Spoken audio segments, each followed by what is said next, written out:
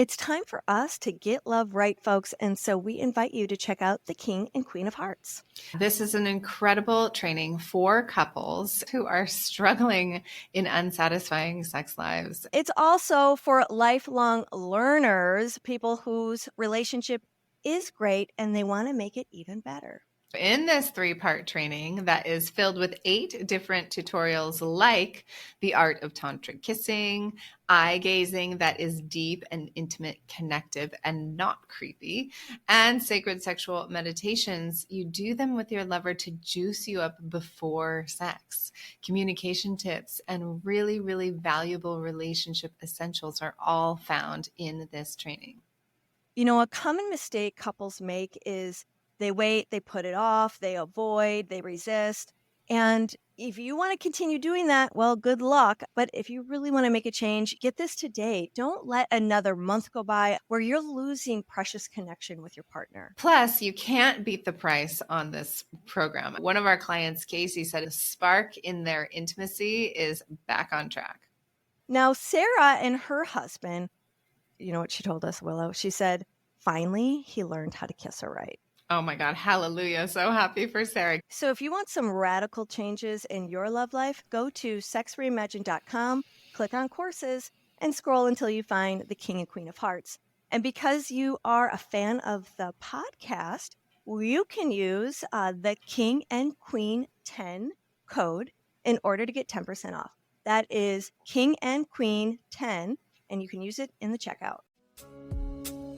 All right, if you are ready to open your heart and your mind and your yoni and your second chakra and third chakra and every place in your body for absolute possibility in healing, in coming to a deep place of congruence inside of yourself, then you're going to love this interview with the one and only Leah Piper, who has been such an incredible teacher for so many on the tantric path.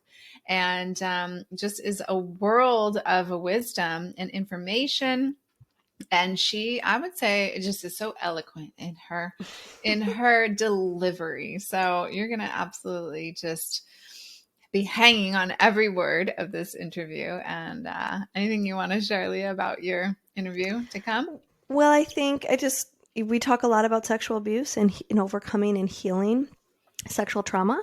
So just want to prepare you for that and to be really tender to yourself. And when you listen to this, and if you know someone who's had an experience like this, or you have had an experience of sexual trauma, I just want you to know to be really tender and to breathe. And there's a lot of light at the end of the tunnel. So just heads up.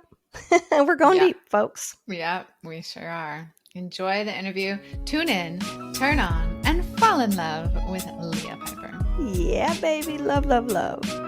Welcome to the Sex Reimagined podcast, where sex is shame-free and pleasure-forward. Let's get into the show. We are in for a treat today because we are interviewing the one, the only, the glorious, the tantric goddess, Leah Piper. And I'm so excited to dive in with you today because I know that you have overcome some very, very serious and long-term, sort of ongoing sexual trauma from a very young age. And I just have to say, I'm always so impressed with how healed you are. I mean, I know you've done a lot of work, but even still, I know a lot of people who've done a lot of work from when they were abused as young children, like under the age of 5. And it's really, it's such a deep ongoing journey. And we even talked with Carolyn Meir about this and how she would have that moment in a sexual experience at the age that she's at, where it would just be like this little threshold to cross over. And so I'm just curious, like your experience around the healing, for one, like the healing journey, and how Tantra really opened up the tantric practices and the rituals and the ceremonies really opened up that healing path for you. And then also where you're at with with the specific traumas that your body experienced, and those thresholds that you have to cross over in your current sexual experience. Well, I think the thing that will always be with me is the memory of how painful the impact of the experience was, how confusing it was, how shame feels in the body. I think when you have been molested at a young age, and especially for ongoing, and that's just my experience. I think anyone can have any experience that felt traumatic, and especially when it comes to sexuality. And there's a sensation of shame that's very visceral. Tell me about what that feels like in your body. It's like a sinking feeling. It's like you want to collapse inward. There's a desire to hide. It is such an uncomfortable sensation of dread. Really, like dread is a good word for it. Yeah. It would always hit me in my gut, this feeling of I'm in trouble.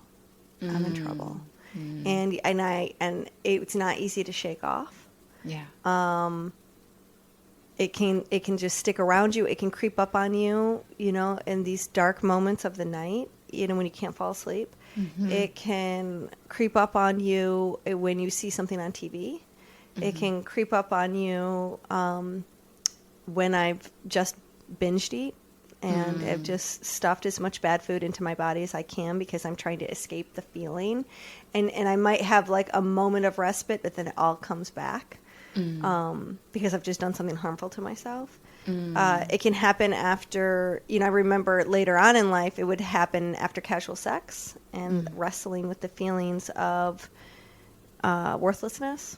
There's a feeling, it kind of comes back when you think you've misbehaved. Like been too big or laughed too loud or played too small. Like there's these interesting moments when it all comes crashing in on you, this feeling that this little body had at a young age. And so there's just and I'm grateful that I don't experience that dread anymore. Every once in a while it'll arise when I feel like I embarrassed myself.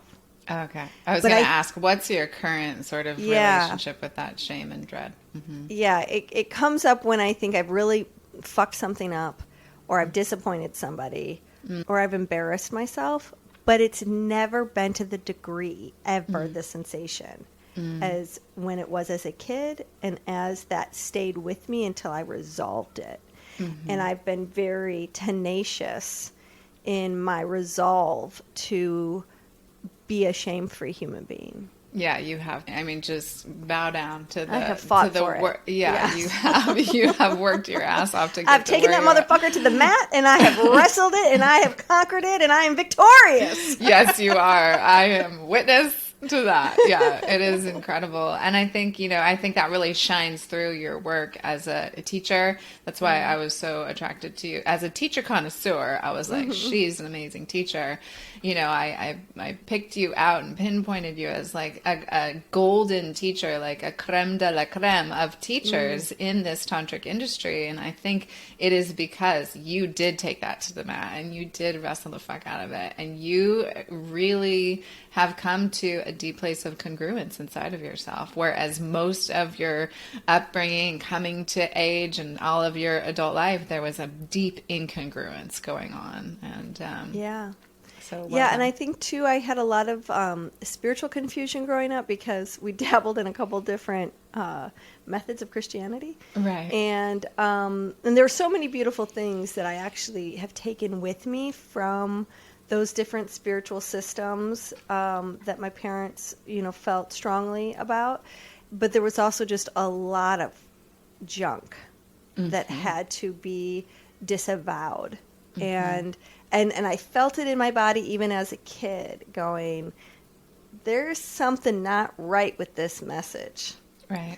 And you're maybe forcing me to pick it up, but as soon as I can, I'm going to put it back down. I remember that about religion too. Just like, this does not resonate inside of me. Like, I'll go to church, I'll play your game, but this is not my choice. Yeah, like I never understood these weird rules that were different for boys and girls. Yeah. I was angry and pissed off that it seemed like guys could get away with so much more and girls had to like tout this bullshit purity thing. And I still have feelings that there is this normalizing of male sexual energy and sexuality that is not normalized for girls. Like it's okay for them to be horny, but you know, girls somehow wouldn't have the same drive or desires, or there's this weird cultural conditioning that is like boys have to convince a girl to want to, and then there's consequences when a girl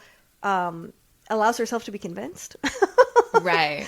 You know, it's just, and I don't have kids, and I'm no longer a teenager, so I don't know how things are different now because I don't get exposed to that so much. A lot of my friends in my circle group don't have kids.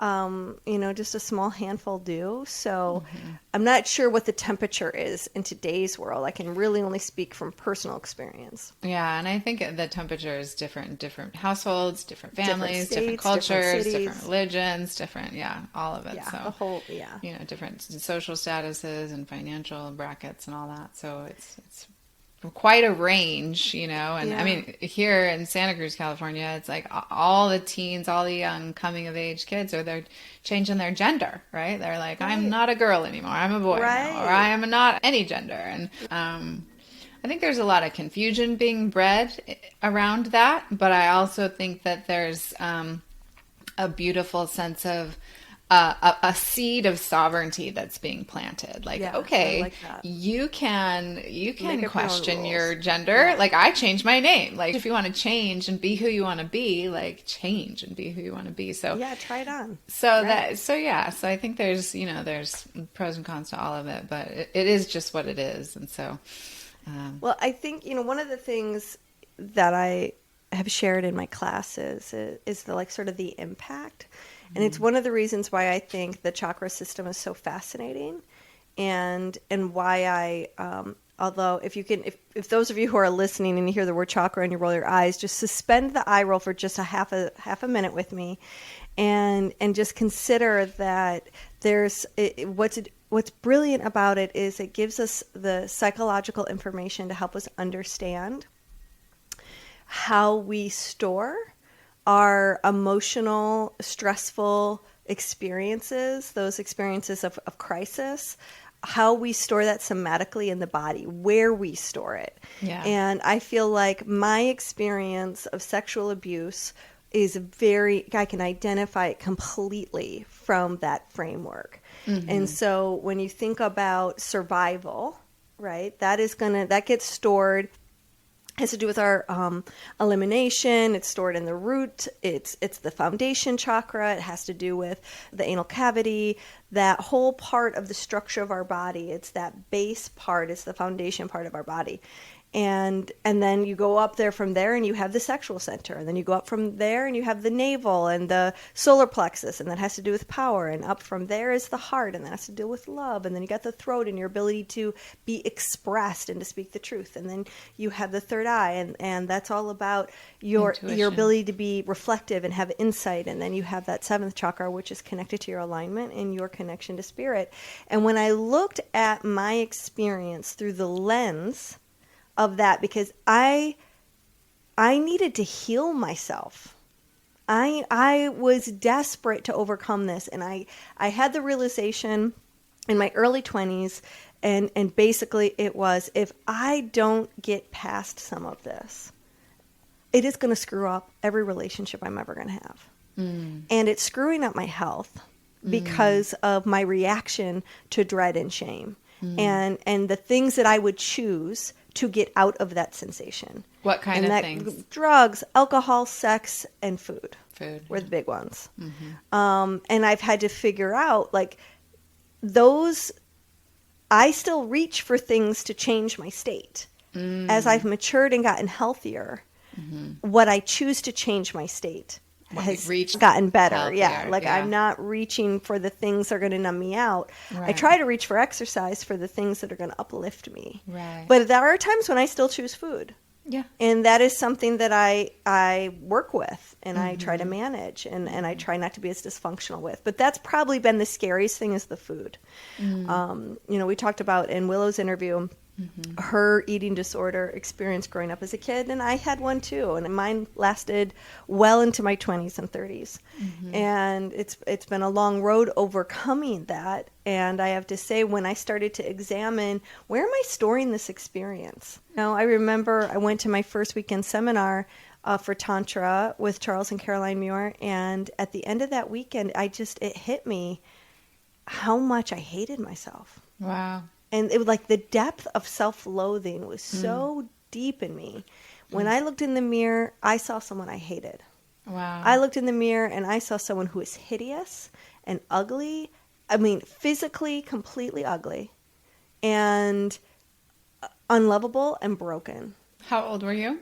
That I felt that throughout my life until I was about 27. And what age did the sexual The age that I abuse decided to do start? something about it, I was 23. 23. Okay. Yeah. So And it took that many years, from 23 it to took about 27. 4 years to Yeah. clean it out Yeah. of the corners of my system. Of your body, Yeah. of your chakra system. The Yeah. first 2 years were tremendous awakening, tremendous shame. I would say a year after that weekend seminar, I had done a sacred spot practice with myself 2 to 3 times a week for about a half hour to 45 minutes for the entire year. I was Wow. dedicated You were to doing it. putting the love that I was so good at giving my friends. Everyone You know, else, like yeah. I was the one, you got a broken heart, you come over You to my need house. love. Come on You're over. I'll falling give you in a big love, you come over to my hug. house, You just you put your know, head right like- on my chest. I could just see you just like, Yeah. come on over with the big open arms. Yes. Mama and Leah. my parents really modeled being a good friend. You know, our house was social central. And they're good friends to their friends. My mom especially is just an awesome friend. So I learned how to do that. I learned how to love good. That's good. So let's back up a little bit. So Yeah. at what age did the sexual trauma begin? Around like 4 or 5. And Okay. it went until about 11 or 12. 11 or 12. So Yeah. all those years. Right around like starting to really hit puberty, I put a stop to it. Because, and I just stopped putting myself in situations where it could happen. So Okay. one of the things that's most painful, and I kind of go back to that, why the chakra model was so profound for me, is because as I started to look at the psychology of where I was storing the pain, I could see how my experience was living in each one of my chakras. Because at such a young age, like that survival chakra, that root chakra, it was like, I have to survive this. This is close to my home.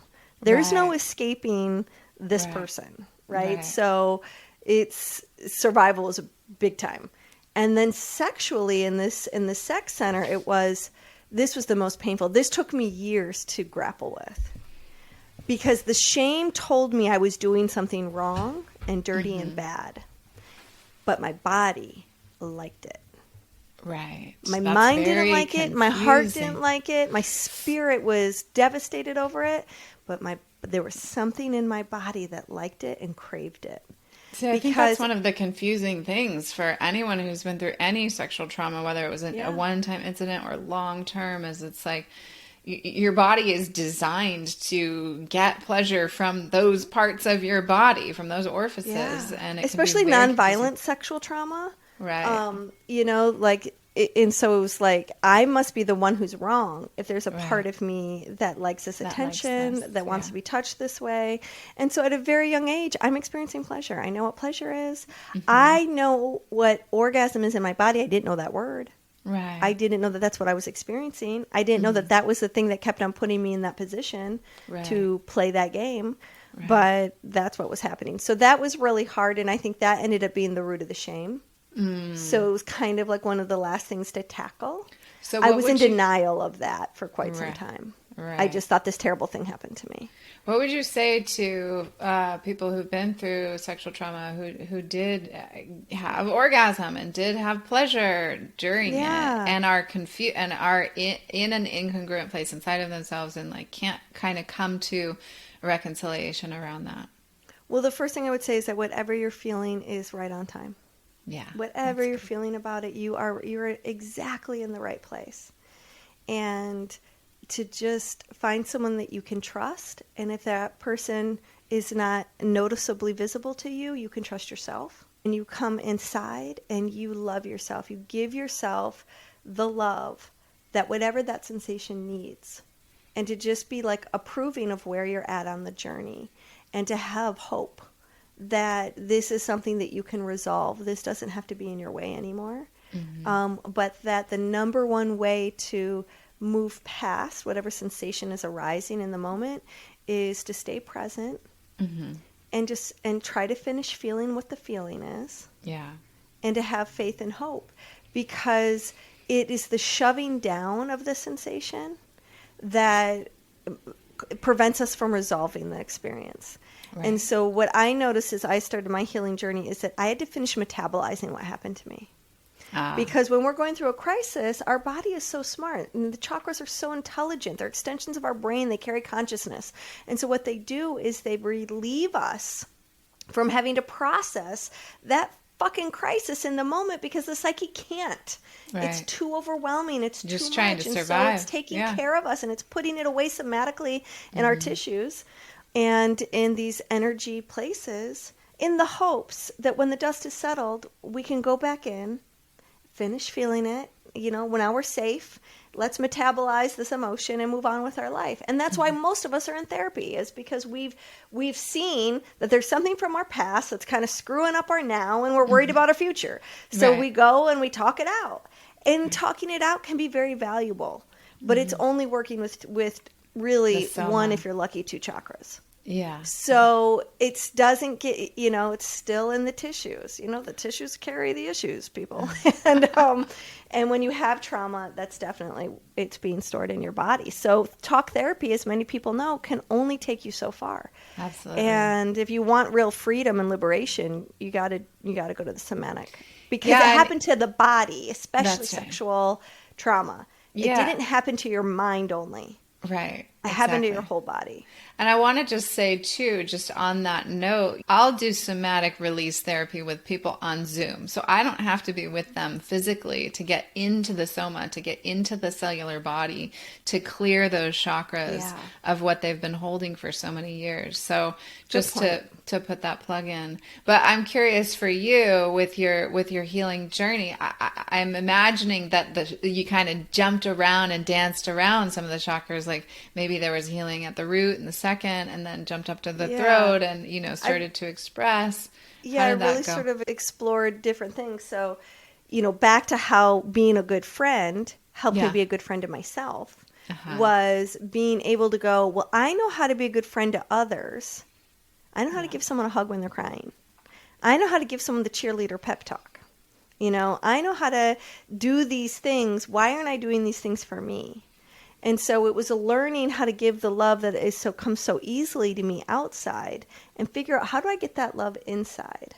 And so what I realized is that it required me touching my skin, saying nice things instead of mean things, even if I didn't believe them. Yeah. Doing it affirmations, positive affirmations, even if you don't believe them. Yeah. Start to ask a higher power for help. Especially when I'm lost. I don't have to do it by myself.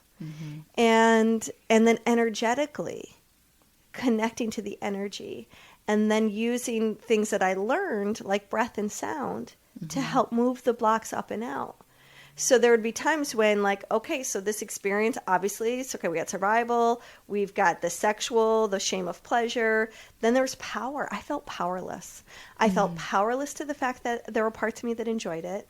I felt powerless to talk to anyone about it. I didn't actually trust. I always worried that my parents' shame to know that this happened to me would be too big. So I couldn't take care of them. I was too young to figure out how to take care of mom and dad. So even though they always said, if anyone ever touches you inappropriately, you come and talk to me. And I believe they felt that, but I didn't trust them, because I didn't have any self-trust at that age either. You didn't trust yourself. So I just carried it all in this little body, and I just thought, well, I have to carry their shame now. Too. Yeah. So I just like put on a heavy load for oh my god, it's such a heavy load. And so then my heart was broken. So that was the power center.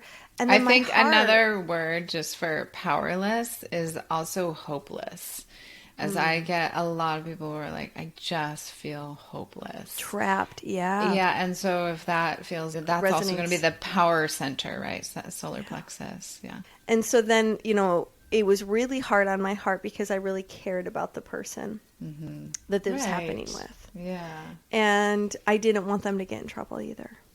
Right. So I was also protecting them. Yeah, shuts down expression about it, right? Yeah, and so then that comes up to the voice, right? It was like, okay, well, I love everybody. I don't want to get anyone in trouble. And so I can't say anything. Right. And then when we get to the 6th and the 7th, so the 6th, I'm so confused. I don't know why this is happening to me. I don't know how to get out, and I'm scared. Right. And then the 7th, it was like, where was God? Yeah. Because on the one hand, I'm being raised in this Pentecostal Christian religious thing, and I'm being told that, oh, Jesus has all his little lambs, and as a child, you're one of his little lambs, and, the flock and the whole thing and the purity. And I'm thinking, okay, if I'm one of the lambs, why am I lost? Right. Where's God? I must be really bad. I'm the lamb that's really bad. I'm the lamb that God forgot about, or worse, I'm the lamb that God is mad at. Punishing. Yeah. So it was like, so then as I came of age and I got angry and angrier that this happened to me, then I'm like, where the fuck was the community? Where the fuck were my parents? Where the fuck was God? And I'm just a raging, hurt, confused, fuck everyone, period. There was the fuck everyone period. Because I felt so abandoned. Was that like you're like 19, 20? That was when I first started the process.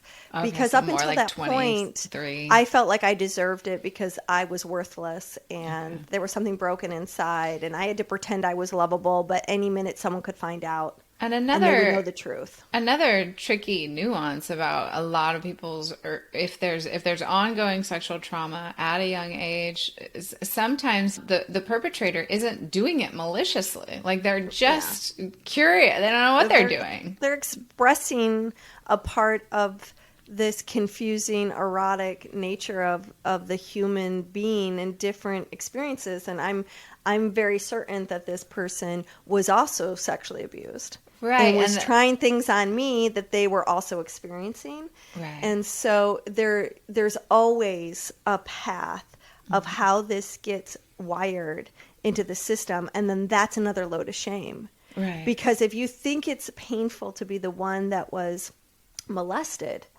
try thinking about how painful it is to be the molester. Right. And so it's very complex, and actually understanding the potential pain that person is in helped me reach forgiveness. Helped me understand that I don't have to stay in the perpetrator-victim triangle regarding this. Right. I can actually go beyond that. And that was an important healing step. But I couldn't skip over to that step. I actually had to feel go through the injustice and the anger and the how could this happen? And I needed to be mad at everybody. And that part of me needed to have a turn to go, I didn't deserve this. Right. This isn't my fault. Right. And I'm so grateful for Tantra because it helped me go through these stages of healing. And how it did that was helping me understand where to put my hands on my own body. It helped me understand where I'm storing the impact of those experiences in my body. And then it challenged me to choose something different, to call the voice in my head out that wanted me to believe that I was worthless and unlovable, because it wanted to keep me small because it didn't want me to keep being in pain. It was confused, this ego. This poor little ego is so confused that it does these warped things to try to keep us safe. And eventually that becomes so dysfunctional that you're hating the inside of your head and all the things it's saying to you, because it's not saying nice things. And so it helped me go, oh, I've got a volume control. When I am saying loving things and caressing my body and holding these chakras and imagining that I'm creating a circuit between my brain and the rest of my body that is one that is communicating love, forgiveness, understanding, giving me permission to make the sounds of the pain and the anguish in the past and helping me metabolize all of this, then then I would come out of it and just feel so free and clean. I felt clean. Because anyone who's been molested, there's a feeling of being dirty. That's another shame sensation, is a feeling of dirtiness. Can't get clean And enough. so somewhere deep inside me, I came up with the courage. I had to dig in deep to face this in my body, and no one likes these sensations. No, you start they to have are these not sensations arise, and you comfortable. want to run in the other direction. Heck you don't yeah. want to feel it. No. Yeah, that's why we keep burying it in the basement. So 2 questions, kind of unrelated, but did you have a frame of reference for the chakras before you got to Tantra? I'm just curious. No, I think I'd heard of them, but I wasn't, no in-depth study of them. And I just want to say chakra, like there's so many different ways of using the chakras and like looking at a chakra system. And what Leah is speaking to is a very, very, very in-depth level that a lot of chakra programs or whatever out there don't touch and don't hit, which is this psychological component. She and I are actually putting together a really beautiful program for all of you who are ready to overcome these old stories, these old experiences, and to get into these caverns where things get stuck, where things get held. So stay tuned for that. That's going to be coming out in the fall.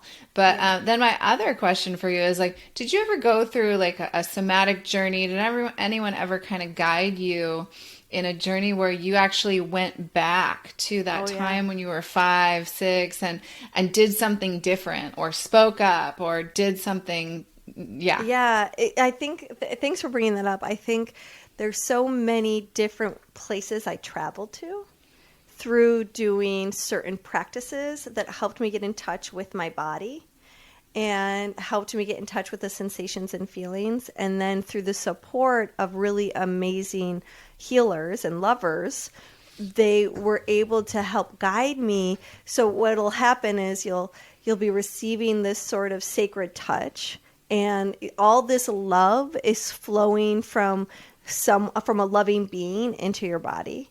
And what's so interesting about getting that kind of sacred, loving, presence-filled touch to your body is something happens where whatever isn't love suddenly starts to bubble to the surface, and the tears come, and the aches come, and the devastation comes. Yeah.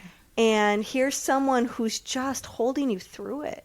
Yeah. Man, and you feel they've got you, and there's still a part of you that wants to run and hide and don't look at me. I'm afraid that if I go here and I'm this vulnerable and I'm this naked with you, you're not going to like what you see, and you're going to run away, and you won't really be there. And like, that's the worst fear, is if you're really vulnerable and you're like, okay, you can look at my guts, that someone's going to run and abandon you, because many of us have been abandoned. Right. Because many of us have been rejected, because we've been with people who couldn't stay present for that. Right. And they've shut down the emotions. Because so it's important that you're with someone who's skilled. Yeah, they're holding something inside of their own chakras. And back to sort of your question about like going back into the past and changing. Yeah. This was one of the most amazing things I learned. Yeah. Is that from a quantum physics frame of mind, the past, the present, and the future all happening at the same time.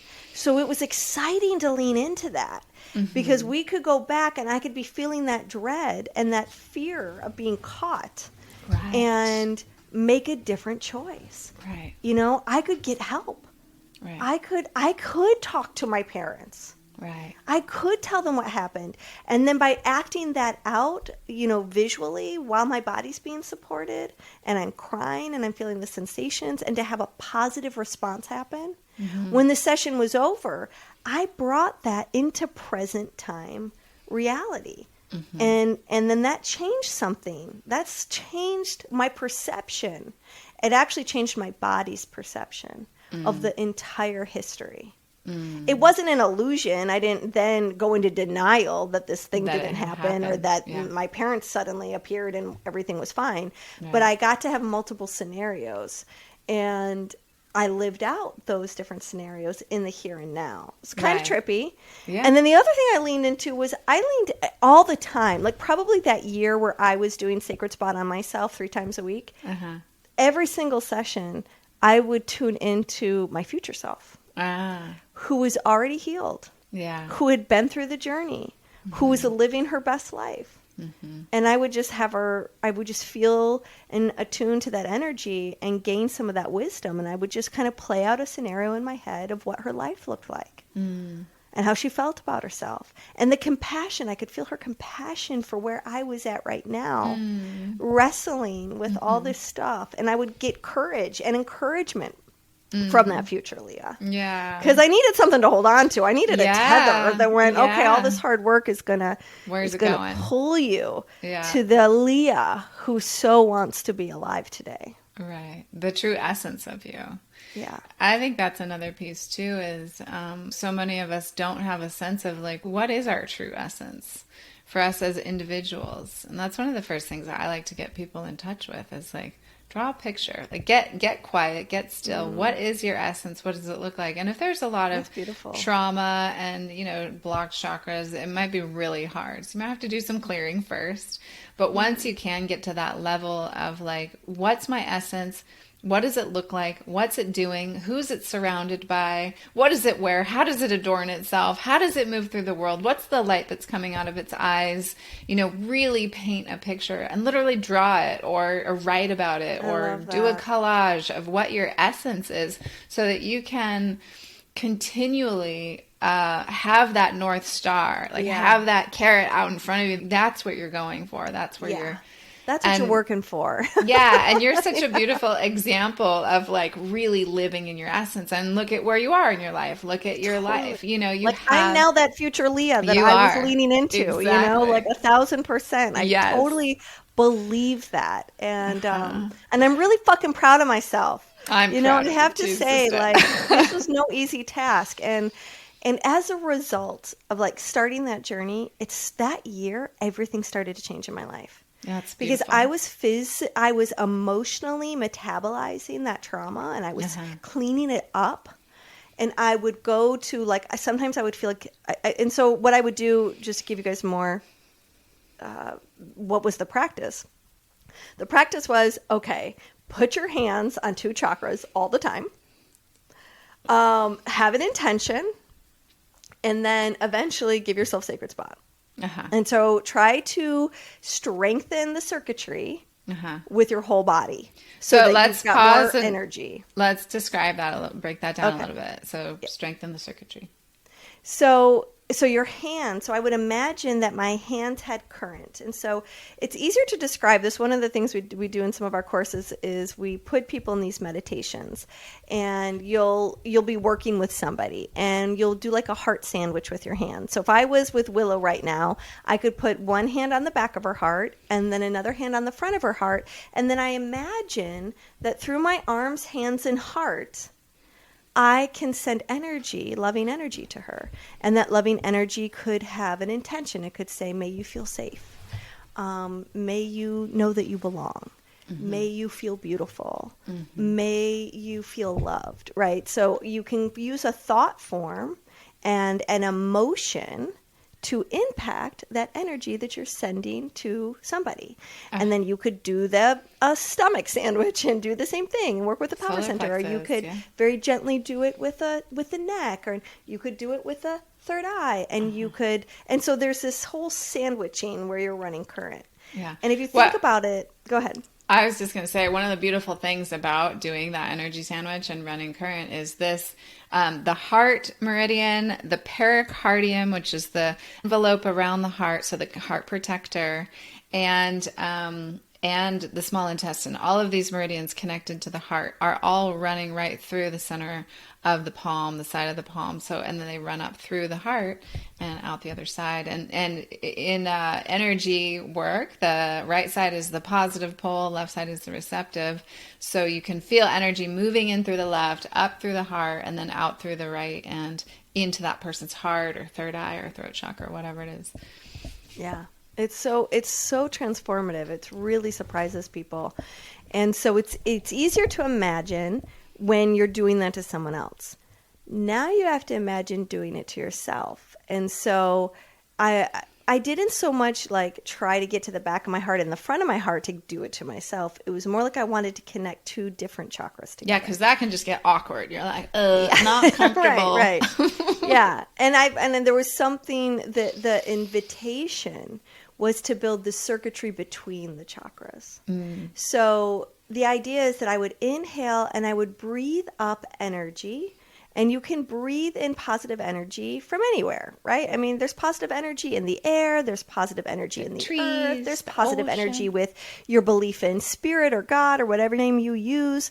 So people you think about wonderful, beautiful energy, and you want to breathe that in, and then you're going to send it out the right hand. And then whatever the right hand sends energetically is going to be caught by your left hand, because your left hand has the magnetic charge. And so try to visualize this. I've got a hand on my heart. I've got a hand on my navel or my belly.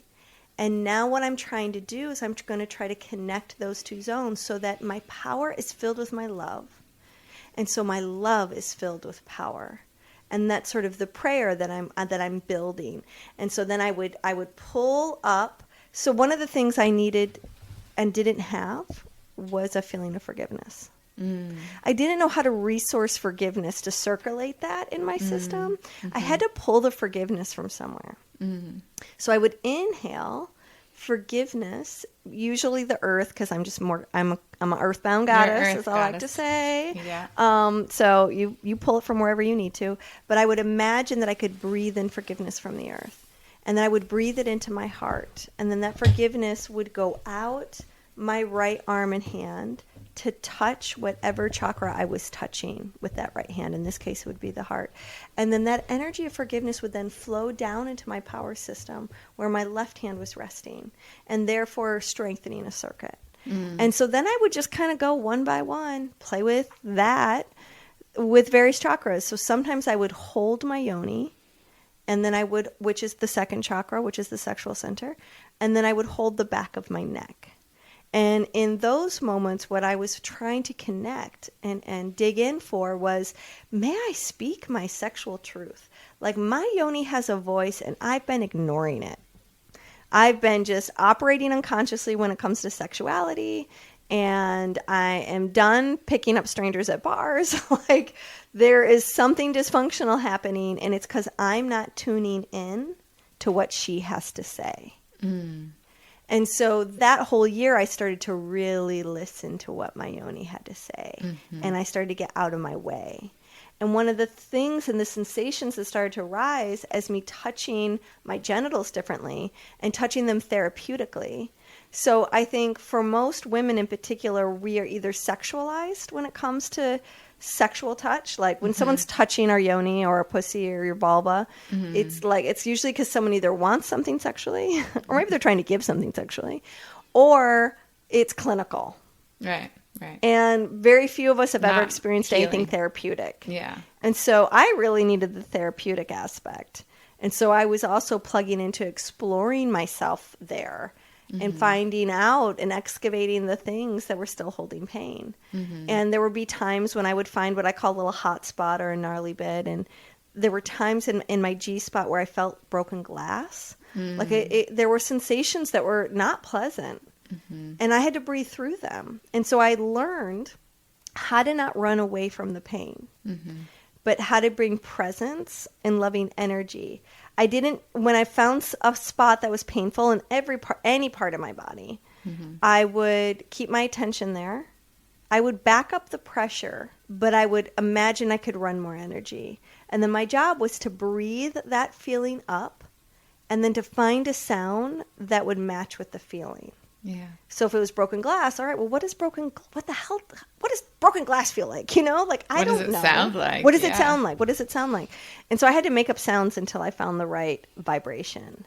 So it could be owie, owie, owie, owie, owie, owie, owie, owie, owie. And then as I had the courage to keep making the sound of the sensation, be it pleasure, be it numbness, be it Broken bruising, that sound, I came to find out, was carrying the block out of my body, because sound has pitch and frequency. It is a real thing. It can be measured.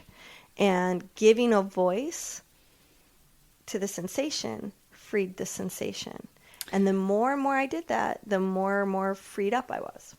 Let's break down the sacred spot, where that is. Okay. You probably all have heard us talk about this. I mean, hopefully you've heard us talk about this already. But if this is your first intro to it, we need to break that down. And then also, were you using fingers? Were you using wands? Were you using vibrators? Give us more detail.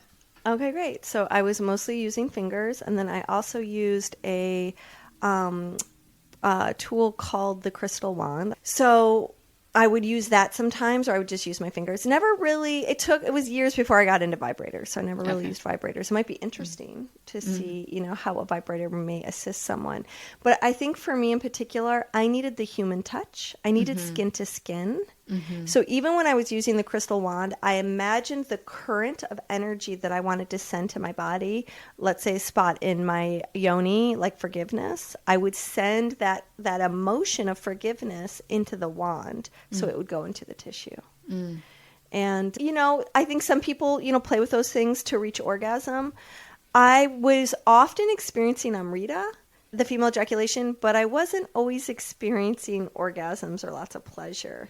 Yeah. I was more excavating discomfort. That's an important thing to note too. Like Amrita can come even outside of orgasm. So a lot of women are having it not knowing that they're having it. So yeah.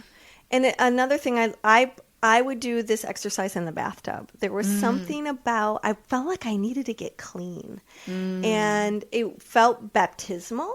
Yeah. Like every time I got into the tub to do this practice, ceremony. I felt like I was coming out, like I could have a second chance. Yeah, not to mention when you pull the plug on that bathtub, you're like watching it all go down the drain. Yeah. That's and beautiful. So where's the sacred spot? So there's a lot of people think that the sacred spot is the G spot. And they're actually two different things. The G spot is the erectile tissue that fills with blood that can be highly erotic, but also often needs some healing, because a lot of women, when they first discovered their G spot, they're like, what is the big deal? This is not very pleasurable. This is not hot at all. It This can is feel kind of numb, uncomfortable. scratchy, Yeah, burny, like, hot. am I even in the right place? Do I have one? Yeah. So all that means is, yes, you have one. Yes, you're probably in the right place, and you just need to touch it more, and it'll start to awaken and become more sensitive. When you go into the vagina and you reach along the front upper wall, so imagine that you are reaching for the back of your clitoris. That's the way to sort of feel and find the G spot and the sacred spot. So as I go in and I go around the tip of the pubic bone, there is this energetic spot that we called, the Charles Muir named the sacred spot, and it's like it has a magnetic pull to it. It almost feels like your finger goes ka-kunk, like it wants to land there. It definitely feels like it's the back of your clitoris. It can feel like silk. It's almost like when silk is hanging in the air and you put your finger against it. It's like it's barely there, but you can kind of feel it. It's like that. And one of the things you need to know, so it is found along the G-spot tissue. Yeah. But what's different about it compared to the tissue is it's an energy meridian. So it's like an acupuncture or an acupressure point. And it's what carries the psyche of the chakra. So that's why it's been so tremendously healing for so many people who end up practicing sacred spot massage. It has had quite a surprising phenomenon in its healing, predictably healing power, and why so many people have felt transformed by it is because you're kind of opening the door of the things that we hold there.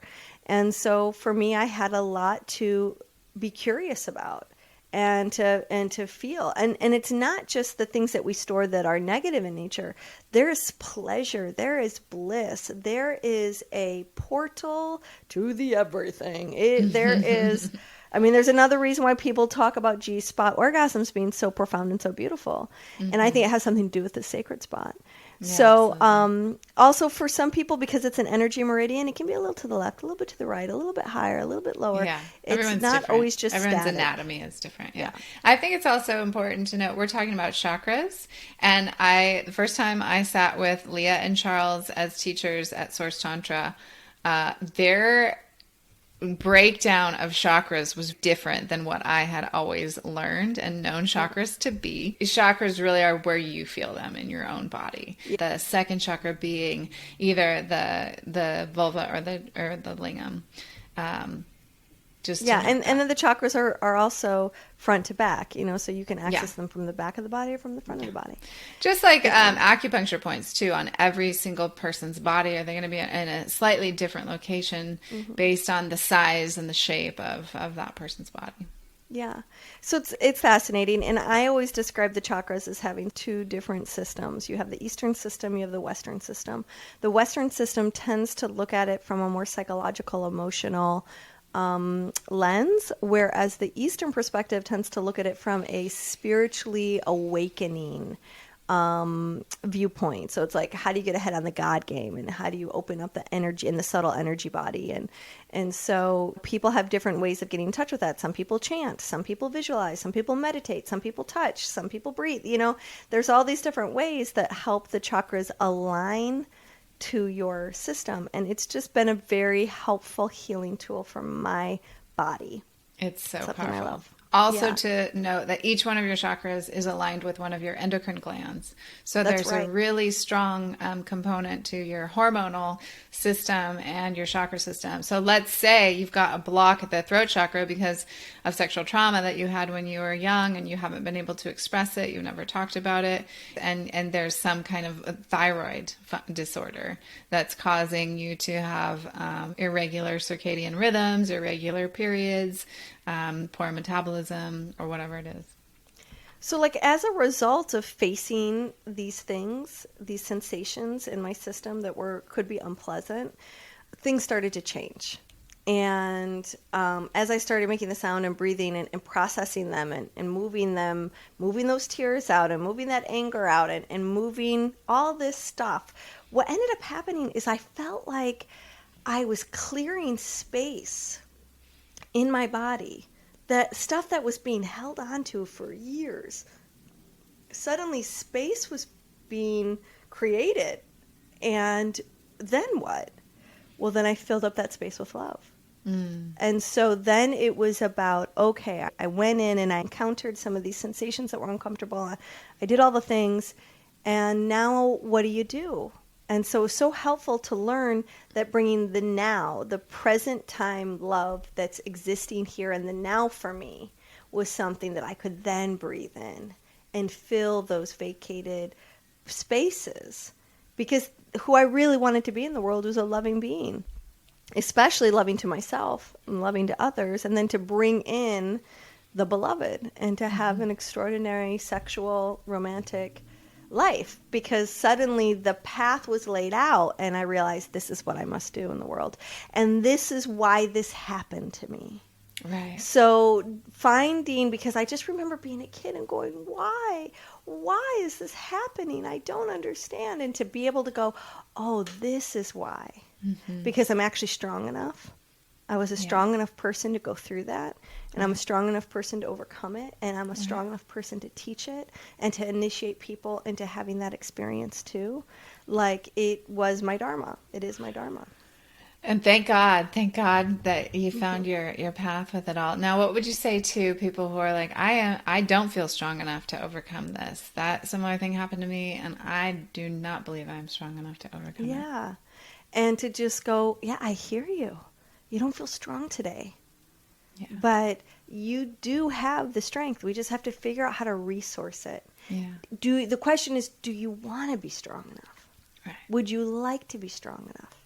Could you imagine your future self right now who didn't believe they were strong enough when they started, but they're strong enough now?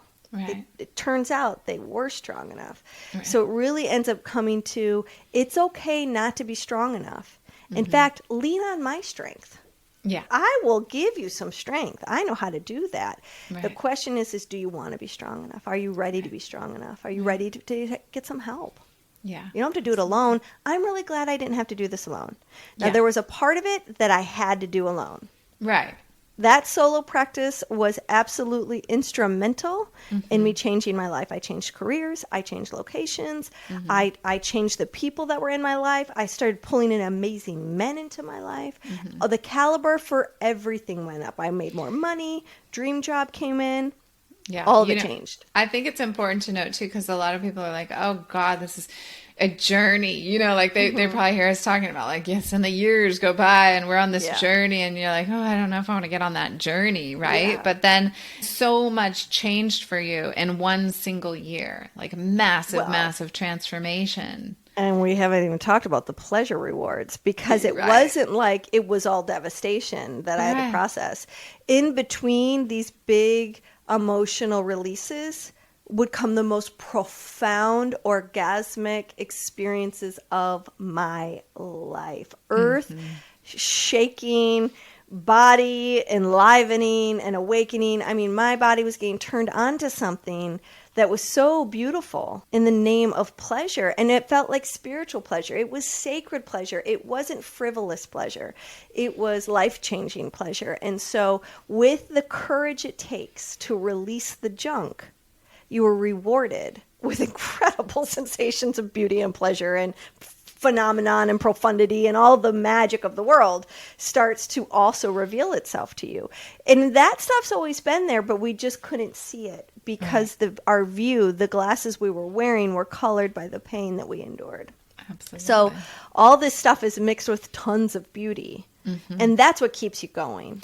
Well, I think that's part of the rebirth of it all, right? It's the expansion, contraction, expansion, contraction. And if you can, on your journey, if you can trust that after a deep contraction, there's going to be another expansion. And after a big expansion, there's going to be another contraction. If you can just trust in that Taoist nature of things, then you can not be so attached to the hard times and not so attached to the good times, and know that they are all just for your evolution. Yeah, you stop taking the contraction so seriously, and they just start to be a part of what you can expect. And that actually helps you get through the contractions a lot faster. Yes. Resisting those contractions makes them 10 times worse. If you can just open to them. I have to say it was helpful to start to, so the solo practice served a purpose. And there were also times when I received sacred spot from men. And I needed that. I needed to be held by the masculine. I needed to be witnessed in my pain by the masculine. And I needed the love from the masculine. And so having really amazing healers and people who were willing to represent the masculine in all of its forms for me, so that I could really heal something really essential. So I could be and feel my essence. There was something that men had that really helped me during this healing process. Okay, and so then there were... I'm thinking of some clients who are in long-term marriages, and they're like, yeah, I really want the masculine to hold that for me, but my husband doesn't know how. Of course, none of us know how. This is a learned skill. So we're not born knowing how. This is why you would want to come to a class or work with a teacher or find a coach or a mentor or someone who has the skill who can teach you and your partner. Yeah. Because you don't have to be a professional to be good at this. Right. But you have to learn and practice the skill. You have to learn, Yeah, you have to know how to make it safe and for practice. Yourself and for others. And you got to know where to touch, and you got to be curious, and you got to trust in energy, even though you can't see it. And stay present throughout the whole process. Yeah, and learn about presence, and then learn about the power of words and when to say something that really, unlocks something really beautiful. So I also discovered that there were some things I needed to work. I needed women. I needed the sisterhood to hold my sacred spot and to be there for me and to witness me in my glory and in my devastation and the difference between the touch and the healing that was possible, to heal all the mother-sister wounds and to heal all the father-brother wounds and then to heal all the self wounds. Right. And that's what I feel so fortunate to have stumbled upon sacred spot massage and Tantra as a philosophy and as a way of life that ushered me through and completed this journey for me. Yeah. And although on occasion it's so rare now, but I would never make the mistake again of saying I'm done. I'm healed, I'm Right. good. Because as soon as you Right. make that, No, something else then is it going kind to of come through. tickles back up. Yeah, and it's like, Yeah. oh, you think so, huh? Yeah. How Totally. about a dose of your abandonment issues now? Yeah, for sure. And then you get a whammy. But Uh-huh. yeah, but mostly it just I feel so much healthier. I feel like Yeah. I'm more connected to the truth, and I feel genuinely liberated. And that doesn't mean I'm enlightened. What it means is that I just feel freer. Freer to love, freer in my body, freer to be beautiful and to not be ashamed of that. Yeah. Freer to be, connected and to be fearless around men, to Yeah. trust men. Yeah. And to have forgiven. Like, there's no victim Yes. here anymore, and there's no Right. perpetrator here anymore. Right. I don't feel abused anymore. I use that language only because it helps people understand the story. Mm-hmm. But I am no longer the girl who was sexually abused. I'm no longer the girl that was sexually molested. That is something that happened to me, but is so not who I am. Right. And for decades, I thought that's who I was. Right. And to be able to shed that identity, because now it was an incredible teaching that I can now use to serve others. And tell us about how you do serve others, how you work with people in VIP retreats and individuals. Yeah. So I work in 3 different ways. So I have got retreats where people come in a group and they learn these practices in a group. They may do the practices together or in their separate spaces with a partner where there's privacy. So different ways with which we create the teachings in a group format, but regardless of whether it is a homework assignment you do with your partner or whether it is a group experience where there's an in-class practicum, the mission is always to create healing and awakening, safety, trust, and love. And so those are often, we take people on vacation. Will and I have got a couples retreat coming up in Thailand in the winter. And then we've got a women's retreat, a goddess retreat, also in Thailand in the winter where we bring groups together. And then I work one-on-one doing coaching where I help individuals and couples start to process and learn new tools. Oftentimes I'm helping them resource the next steps they need to make in order to get closer to who they want to be. Yeah. And I do those in various packages and usually over Zoom. They're typically virtual. And then I do something that's very special that is a one-on-one VIP retreat. And that's where I take someone, oftentimes a couple or an individual. I'm starting to consider allowing like 2 to 3 couples come at a time. Yeah. If there's a group of people that wants to come together. But what's really important to me about these VIP retreats is the individual attention. And everything is custom created. And this gives me a chance to actually work with my hands and to be the person that is creating the space and helping people learn that the path forward to trust is a door that opens on the inside. And that I can use my body and the mirror neurons that exist between humans to show them the practices, both on their body or for their partner. Yeah. And so many times if it's a couple, I'm teaching them in real time how the practices work. And I'm there in the practices with them for as much as they're comfortable with. I don't have sex with people. Although I am a coach that comes into bed with people. So there are limitations, rules, and boundaries that is all agreed upon that works with everyone's safety Comfort zone, and comfort zone. But I'm skilled in being able to go right in and show people sacred spot and show the Absolutely. beauty of their body and to hold that kind of space where they can start to peel back the layers that have held them back from feeling deeply emotionally and most importantly sexually loved. Because sexual love is a very unique love. It's unlike any other love we can experience on this planet. And if we have blocks that are preventing us from knowing what that is, then we are missing something so beautiful about being a human being. And there are skills that one can develop to get better and better and better at looking at sexuality as an art form. And It's so as the beautiful. old ancient text, not sex. Sex. The As sex. these old ancient mystery schools have written about, it's that, every cultured person Yeah. should study love as an art form. Yeah. And Absolutely. that's something I've really believe in and have created my life around. Yeah. Beautiful. And thank God you did. And thank God you're sharing it with the world. And I'm so grateful to be walking alongside of you and sharing it with you. And so you can find Leah on her own personal website at moreloveworks.com. Yeah. And then, of course, you can find her with me at the Sex Reimagined podcast any old time. That's right. If you're starting to just resonate with this and you're feeling a calling that this might be a good thing for you to look into and perhaps engage, there's a form on my website. Fill it out, and I'm happy to spend 30 minutes with you on a consultation discovery call, and we can find out where you're at and if I'm the right person to start a journey with you. Will and I have also discussed is doing a VIP retreat together.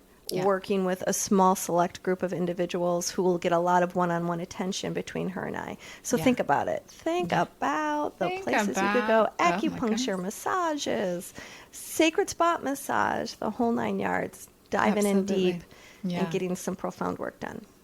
All right, everyone. Thank you so much. And Leah, thank you for shining your light and being such an incredible woman in this world. You bet. Everybody just heal up your sexual stuff. It is so ready for you. Love, love, love, love, love. Thanks for tuning in. This episode was hosted by Tantric Sex Master Coach and Positive Psychology Facilitator Leah Piper, as well as by Chinese and Functional Medicine Doctor and Taoist Sexology Teacher Dr. Willow Brown. Don't forget, your comments, likes, subscribes, and suggestions matter. Let's realize this new world together.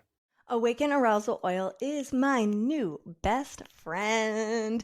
Like Laura says, holy forking shirt balls, did it deliver on its promise. I could feel the blood flow and warmth, and that was the easiest I've ever achieved multiple orgasms. This is all natural botanical oils. It is made with CBD because CBD helps relax muscles and it eases tension. This stuff smells so good and it mixes with your pheromones like mwah, so good. Get yourself some. Link is in the show notes.